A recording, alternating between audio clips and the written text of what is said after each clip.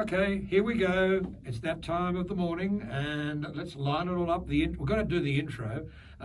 Otherwise, I'll have you passing Matthew the Kleenex. He gets very upset if we don't do the intro. Here we go. Here we go.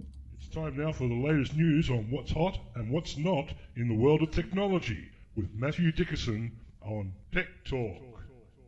Here on TCFM 88.9. Morning, Matthew. Yeah, good morning. How are you going today? Mate, I'm going very well, as a matter of fact.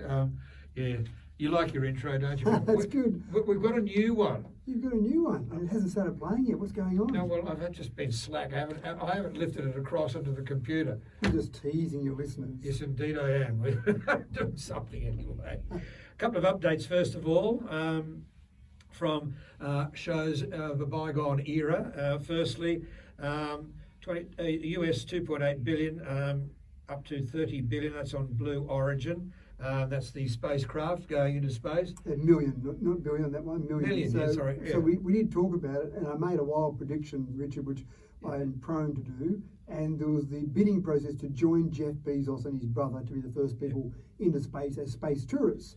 And the bidding at the time was at US 2.8 million. And I, as an offhand number, said, I think it'll go above 30 million, Richard. People will pay a crazy amount of money to go up into space for about 10 to 15 minutes. Yeah. And anyway, the bidding's finished now. We missed out, Richard. We put our bids in. Yep. We didn't quite make it. We ended up going not for the 30 million that I predicted, but US 28 million. 28 million. So not quite what I thought it would go for. 28 million. Yeah. Unbelievable. So lucky I didn't go and drop that bid in of 30 million straight away to get started. Exactly, 28.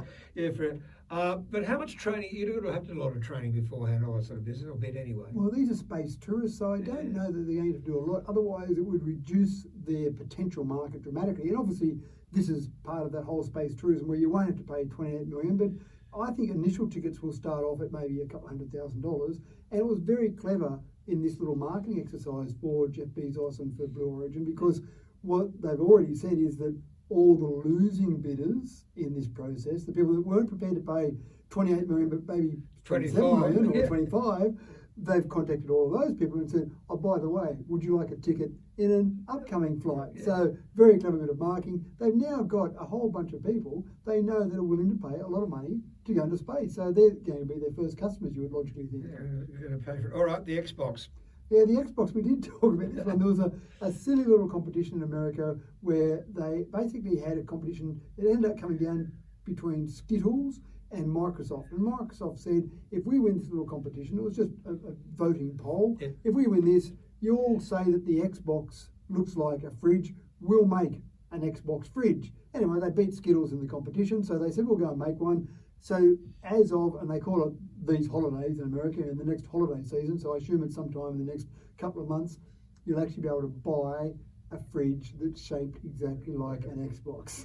So if you're a real gamer, sitting there playing on your Xbox, having your fridge with a few drinks in there, walking over to your Xbox fridge to pick up your drink. So anyway, clever marketing from Microsoft again, something different, something that grabs people's attention. Good luck to all. Yeah, all right. I had my COVID shot yesterday. I'm here as large as life. Didn't even hurt. Yep. Nothing, no headache, no. All this drama that was going to happen beforehand, nothing happened. I'm here. But your hair's got a bit grey. Oh no, that's just normal. You'll keep. You'll keep. The largest mobile carrier in the US, Verizon, offering discounts to encourage people to get vaccinated. Yeah. I got no discount. I got nothing. All I did was walk out the door and slip over on a tomato and then fall out of someone's trolley. Well, it's obviously an issue in America trying to get enough people to get vaccinated. And so Verizon, as you say, the largest mobile carrier there, they've actually said, if you come along with your vaccination, some sort of proof of vaccination, I'm not sure how strict they're going to be on that, they're offering basically 10% off all their accessories, 10% off all the additional items you might buy in addition to your normal plan that you might have. So it's one of those things that I think they're trying to work out ways to market themselves, but also doing the part of the government should be out there encouraging people to get vaccinated. They've said, well, the government, we give up on the government, we'll go and do it ourselves. So it's an interesting process, an interesting take on how to get people vaccinated. Basically paying the money, I suppose, in a backward sort of way to get them vaccinated. And good luck to them. If it works for them over there, then great. Well, I suppose all we could ever get here would be an evening with ScoMo or something. I wanted an incentive, Richard. A barbecue with elbow. This one worries me. This is Big Brother stuff, and the police asking for a phone password in Ireland. They've actually changed the law in Ireland. It's gone this through is Big Parliament. Brother stuff. It is Big Brother stuff. Now, Don't even think about trying it here in this country. well, I'm not one to give legal advice, Richard, obviously, but if a policeman came along and said, "Hey, Richard, give me your phone, give me your password," I assume that you would have within your rights the ability to say no, thank you. Now, he does have a gun on his hip, so maybe you might want to listen to him anyway, but from a legal perspective, I don't think you would have to do that. In Ireland, they've just changed the law where if a policeman comes along, now they do have to have a search warrant, but if they come along and they say, "Show me your phone and give me your password," you are legally bound to do so in just the same way as if they pulled over the car and said, "You have, Mr. Mutton, here's a search warrant for your car. Please open the boot, let me see throughout your entire car." You would be legally bound to do that. In the past, if they asked for your phone, you could say no. But they've changed that law so that you have to say yes to that. And then it gets worse or better, depending which side of the law you're on.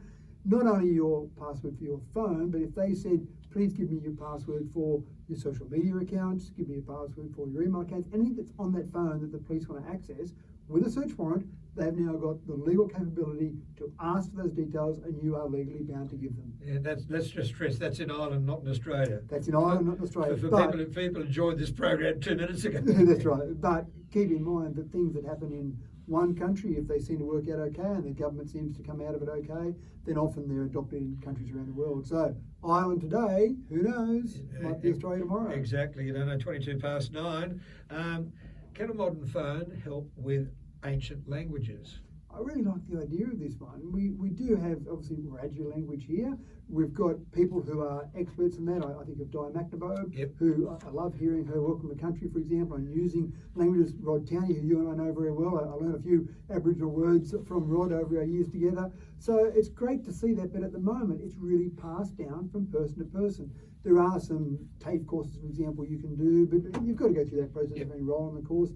Having an app on your phone to be able to just teach you a language, and this particular app is focused on another Aboriginal language, one of the other nations around Australia, but again, it could be applied to any Indigenous language, any Aboriginal language, and they're basically combining pictures with the words that match those pictures in that particular language. So once the work's done to load those pictures up, load the language and the pronunciations up, it's there forever. So it doesn't matter if the person, the ancient gentleman who knows the language inside and out, if he passes away or if someone moves away from an area, you've still got all that information there in the cloud on your phone so you can keep that language alive. And I think that's the important part. I think it's a magnificent idea, I really do. I learned a bit of Mandarin by getting some CDs and learning songs and singing the Mandarin songs and learning the words that way. You got a demo for us? No, not now. I'll count to 20 and those sort of things. And then, of course, in English we've got sight cards for the little kids, 200 sight words.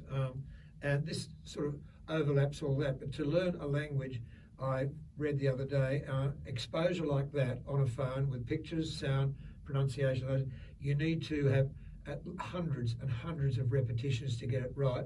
And if it's Mandarin, you've got to have thousands and thousands. There's only 700 words in Mandarin, and they're pronounced in different ways. And the expression, that's the problem. So one of the things with this particular app is it rewards you as you learn more. It unlocks you, and that sort of reward process, in particular with kids, they'll be working away on, I've got to get through the next number of words because then I can unlock the next group of words. That type of thing is really powerful in terms of that learning process. So I think it's a great idea. Oh, so do I. And having people just be in touch with that, understanding some of those ancient languages we've got here in Australia, I think it's fantastic. Sensational. Last one today, here we go, Windows 10. Oh, look, Microsoft and Windows 10 and I are not good friends. Every time they update that and that, we go through traumas in this building to get everything back online. And I had a trouble on Monday morning. I was doing breakfast, and around about 7:30, decided to do something, and all it would do would play our sweepers. And after about 6, I said, I think you know what station you're listening to. And that was a Windows 10 fault. And what are they going to do? They're going to get rid of Windows 10. Windows 11, is it going to be any better, or is it going to be a disaster like 10? Well, the interesting part is that Microsoft used to have the process where about every year, maybe every 2 years, a new operating system would come out. So it might be Windows 95, Windows 98, that type of thing. And they got to the point with Windows 10 when they released that, they went away from that, and then they released major updates to Windows 10, usually twice a year. And the problem you talked about there, I've had a number of people who had similar issues with their computers where the newest update came out, the major update, and that broke things like drivers. So someone with a network card, suddenly they lost connectivity to the network because the network card drivers now were no longer compatible with this new version. So Microsoft have announced their end of support date for Windows 10, which you think, oh no, what am I going to do now? Well, it's 4 years away still. It's 2025 when they said that this will be the end of support, which sounds like a long way down the track. And it sounds like a funny announcement, but then you think, well, why are they doing this? Obviously, Windows 11 announcement is imminent. Now, they have got an event next week. It happens to be at 11 a.m.